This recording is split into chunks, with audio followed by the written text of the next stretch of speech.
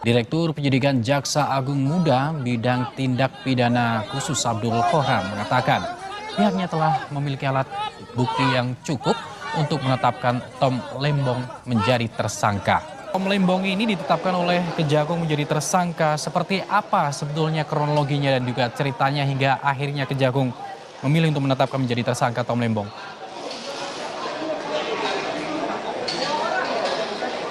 Ya, baik, selamat malam. Memang tadi baru saja dilakukan konferensi pers dan baru saja 2 tersangka yang tadi disebutkan sebagai tersangka ini keluar dari gedung Kejaksaan Agung dan dibawa ke rutan Salemba untuk ditahan. Jadi 2 tersangka ini merupakan tersangka kasus korupsi impor gula atau importir gula yang dilakukan pada tahun 2015. Tom Lembong sebagai tersangka oleh Kejaksaan Agung, menurut pendapat saya, ini merupakan kasus yang cukup lama ya, di tahun 2015 dan 2016. Pertanyaannya adalah mengapa baru sekarang tim kejaksaan itu melakukan penetapan tersangka terkait dengan impor gula.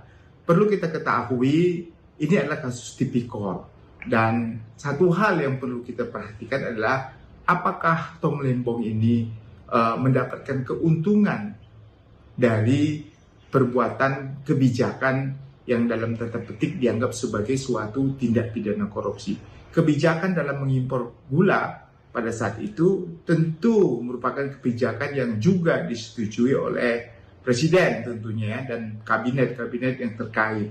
Nah, kalau kebijakan itu sudah disetujui, sudah disahkan, saya kira untuk tindak pidana korupsinya kecil sekali karena itu kan kebijakan. Dan menurut pandangan saya, penetapan ini juga kalau dilihat dari kondisi bagaimana Tom Lembong banyak memberikan kritik terkait dengan pemerintahan Jokowi pada saat itu waktu pemilihan presiden, itu juga sangat berpengaruh ya terhadap subjektivitas penetapannya sebagai tersangka. Ada 2 tersangka, yakni ada TTL atau Tom Lembong dan juga CS begitu, di mana kita mengetahui bahwa Tom Lembong ini pada tahun 2015 sampai 2017 ini menjadi Menteri Perdagangan, dan pada saat itu Tom Lembong mengizinkan untuk mengimportir gula sebanyak 105 ton, padahal pada saat itu Indonesia tidak membutuhkan gula. Maksud saya tidak membutuhkan impor gula begitu. Nah, dari sini ini sudah menjadi indikasi bahwa adanya korupsi yang dilakukan oleh Tom Lembong begitu kalau menurut dari Kejaksaan Agung.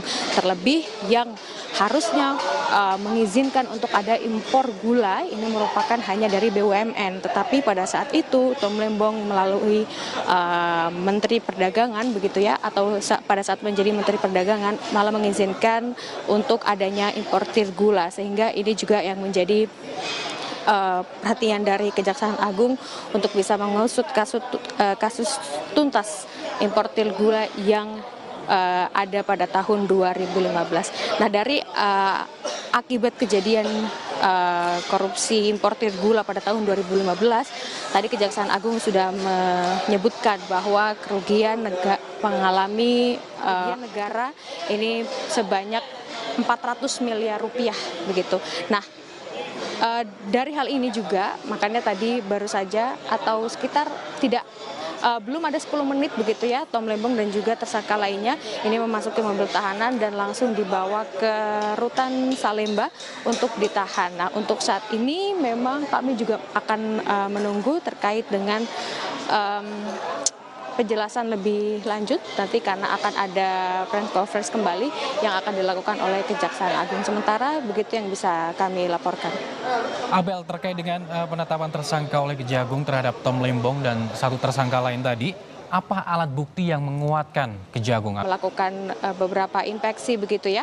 Ada beberapa alat bukti memang yang disampaikan ataupun juga tadi juga sudah ada pemeriksaan atau penggeledahan begitu di beberapa tempat, dan Kejaksaan Agung menemukan ada beberapa bukti yang cukup untuk bisa membuat status dari Tom Lembong sebagai saksi menjadi tersangka. Tapi sebelumnya memang sudah ada 90 saksi yang diperiksa atas kasus impor gula ini. Impor gula yang dilakukan pada tahun 2015. Nah, ini pada saat itu ada rapat koordinasi antar kementerian yang tepatnya dilakukan pada tahun 2015 dan disimpulkan bahwa Indonesia pada saat itu mengalami siklus gula yang artinya tidak membutuhkan adanya impor gula.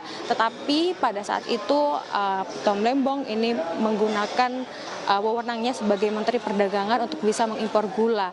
Nah, pada saat itu juga sebenarnya Indonesia tidak membutuhkan impor gula dan hanya BUMN saja yang boleh mengimpor gula. Nah, untuk saat ini itulah yang bisa kami sampaikan. Saat Thomas Lembong ini menjadi Menteri Perdagangan tahun 2015-2016. Menurut Kejaksaan Agung, Saudara, Thomas Lembong ini memberikan izin persetujuan impor gula kristal mentah 105.000 ton kepada PT AP. Impor itu dilakukan saat Indonesia surplus gula. Impor gula harusnya dilakukan oleh BUMN, namun Tom Lembong ini mengizinkan PT AP melakukan impor. Pihak Kemendak diduga menerbitkan persetujuan impor gula tidak sesuai dengan ketentuan. Selain itu, Saudara, Kemendak disebut memberikan izin impor melebihi kuota. Pada tahun 2015, berdasarkan rapat koordinasi antar kementerian, tepatnya telah dilaksanakan pada tanggal 12 Mei 2015, telah disimpulkan bahwa Indonesia mengalami surplus gula sehingga tidak perlu atau tidak membutuhkan impor gula.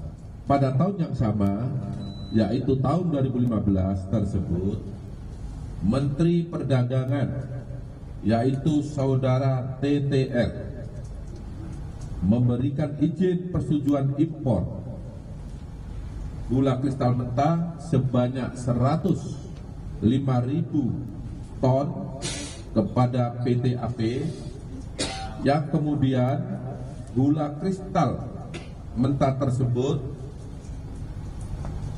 diolah menjadi gula kristal putih atau GKP. Sesuai dengan keputusan Menteri Perdagangan dan Perindustrian nomor 527 tahun 2004, yang diperbolehkan impor gula kristal putih adalah BUMN. Tetapi berdasarkan persetujuan impor yang telah dikeluarkan oleh tersangka TTL, impor gula tersebut dilakukan oleh PT AP. Kriminalisasi kalau menurut saya. Ya, kenapa? Karena peristiwanya 2015-2016 gitu. Ya, mestinya itu diusut sejak lama gitu. Sampai sekarang belum ketemu katanya aliran dana ke Tom Lembong. Nah, ini kan bahaya kalau menurut saya seperti ini, menetapkan atas dasar kebijakan gitu. Kekeliruan kebijakan itu bukan pidana, bukan kriminal. Kalau dasarnya cuma kebijakan memberikan izin impor gula, itu yang dijadikan dasar, ya, itu keliru. Jadi sepanjang itu tidak ada, menurut saya ini politisasi.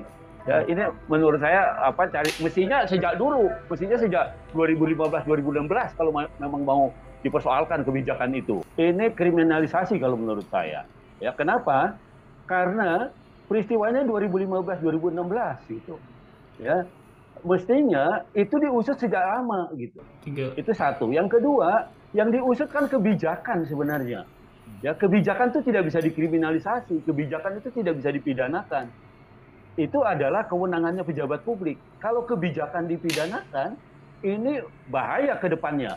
Tidak ada orang yang berani menjadi pejabat publik. Karena kalau kebijakan menjadi dasar pemidanaan, semua pejabat publik yang keliru, yang salah itu bisa dipidana semua. Kecuali, nah ada kecualinya. Dengan kebijakan itu dia menerima gratifikasi atau dia menerima suap. Nah, kecuali bisa dibuktikan itu. Tapi impor terakhir saya nonton TV tadi ya, sampai sekarang belum ketemu katanya aliran dana ke Tom Lembong. Nah, ini kan bahaya kalau menurut saya seperti ini, menetapkan atas dasar kebijakan gitu. Kekeliruan kebijakan itu bukan pidana, bukan kriminal gitu. Nah, kecuali itu tadi saya bilang, ketika kebijakan ada suapnya, ada gratifikasinya, nah itu baru bisa dipidanakan. Artinya penyalahgunaan kewenangan gitu. ya, atau korupsi kalau pegawai negeri. Nah seperti itu. Nah ini apa, murni kebijakan gitu. Menurut saya keputusan seperti ini bahaya gitu. Ya, kedepannya untuk masa depan pejabat publik kita berbahaya. Kalau saya menyimpulkan seperti itu, kalau dasarnya cuma kebijakan memberikan izin impor gula, itu yang dijadikan dasar, ya, itu keliru gitu. Karena itu kewenangannya, itu masih dalam konteks kewenangannya. Nggak bisa umpamanya membanding-bandingkan ini sedang surplus, ini apa segala macam. Itu kan tafsiran, itu bukan ini, itu tafsiran gitu. Tafsiran setiap orang bisa menafsir gitu, termasuk jaksa gitu. Nah, karena itu saya bilang ini sembarangan kalau menurut saya. Ya, mestinya dibatasi. Kalau dia bisa dapat bukti bahwa Tom Lembong menerima sekian ratus miliar umpamanya atau sekian ratus juta umpamanya dari orang yang diberikan izin itu, nah itu boleh, itu ada alasannya gitu. Tapi itu tadi yang saya bilang, sampai hari ini kejaksaan, sampai detik ini kejaksaan belum bisa membuktikan bahwa ada aliran dana yang masuk ke Tom Lembong. Nah ini kan bahaya. Saya tidak normal, gitu ya. Menurut saya tidak normal. Kenapa? Karena itu tadi saya bilang, yang didasarkan alat buktinya adalah kebijakannya gitu. Kebijakan itu ada sejak tahun 2015-2016. Kalau itu memang salah atau menjadi dasar untuk mempidanakan atau mengkriminalkan, itu bisa langsung sebenarnya. Tidak harus nunggu 5-6 tahun atau 7 tahun gitu. Ya. Nah itu yang menurut saya keliru. Walaupun kejaksaan bilang ini tidak politisasi atau apa, nah saya bilang, nah ini yang menurut saya melihat persoalan tidak secara menyeluruh gitu. Itu tadi yang saya bilang, kalau bisa dibuktikan dengan kebijakan itu Tom Lembong menerima sesuatu, ya berapapun besarnya gitu, kenapa itu kualifikasi dari penyalahgunaan kewenangan, kualifikasi dari gratifikasi dan seterusnya. Jadi sepanjang itu tidak ada, menurut saya ini politisasi. Ya, ini menurut saya mestinya sejak 2015-2016 kalau memang mau dipersoalkan kebijakan itu.